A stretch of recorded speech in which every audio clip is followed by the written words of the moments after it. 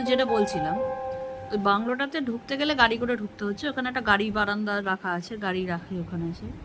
এবং পেছন দিকটাতে অনেকটা জায়গা, একটা পুকুর আছে পেছনে, এবং সাপ খোপের খুব উৎপাত আছে।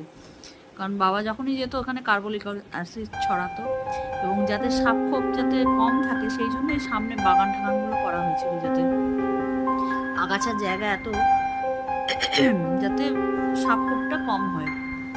এইবারে যেটা হয়, তাতে কি হয়, সামনের দিকটা নয় কোনো রকমের ঠিকঠাক আছে, ভেতর দিকটা পেছন দিকটাতে পুরোটাই জঙ্গল। কারণ সবাই তো আর পেছন দিকটা করবে না।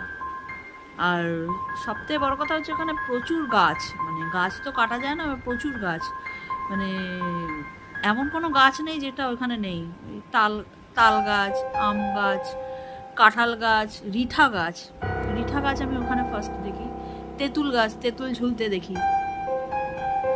আতা গাছ, পেয়ারা গাছ, মানে বিভিন্ন ফলের গাছ। এবং আমি নিজে দেখেছি ওখানে সাপের খোলস মানে পড়ে আছে, সাপ খোলস ছাড়িয়েছে। দিয়ে পেছন দিকে আর কি, পেছন দিকে জায়গাটাতে ওইখানে একটা বিশাল পুকুর আছে, পুকুরের মধ্যে সাপের বাস থাকতেই পারে। এবং বাবা যখন যায় তখন ওই যে বাগানটা আমরা যে ছবিগুলো দিয়েছি তাতে যে বাগান করা, ওইগুলো কিছু ছিল না, সামনেটা ওরকম আগাছা হয়েছিল। যেহেতু অত বড় বাংলো বাড়ি, বাবা ওখানে প্রথম যখন গিয়ে এরকম দেখেছে তখন ওই বাবার যাদের কর্মচারীদেরকে বলেছে এই জায়গাটা পরিষ্কার করুন, করে গাছপালা, ফুলের গাছ টাছ লাগান। তো ওরাই ওই ফুলের গাছ টাছ লাগিয়ে, এবং সামনে একটা বসার মতন জায়গা আছে, বসার মতন জায়গা না ওটা, মানে গাছটা ইয়ে করে দেখা গেছে ওখানটা একটা বাগান মতন জায়গা করা আছে, যেখানে বাগান টাগান করা যেতে পারে। তারপরে ইয়ে গাছ, ফলসা গাছ দেখেছি। ফলসা গাছ দেখেছেন কিনা জানি না, ফলসা এইটুকুনি এইটুকুনি হয় দেখতে।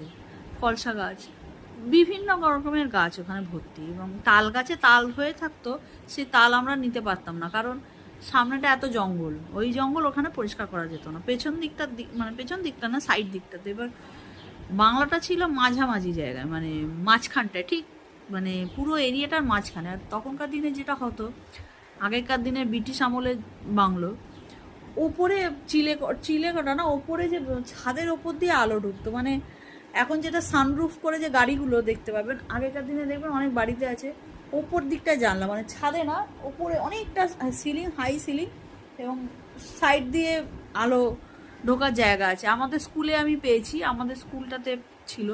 এইখানে আর ওরকম কোথাও আছে কিনা আমি জানি না, তবে আগেকার দিনে ওরকম সিস্টেম ছিল, ওপর থেকে আলো ঢুকতো, ন্যাচারাল লাইটটা ঢুকতো, আলো জ্বালাতে হতো না। ফ্যানগুলো সেই লম্বা লম্বা টেনে সেই নিচে আনা হতো, যেটা ডিসি কারেন্টের ইয়েতে হতো।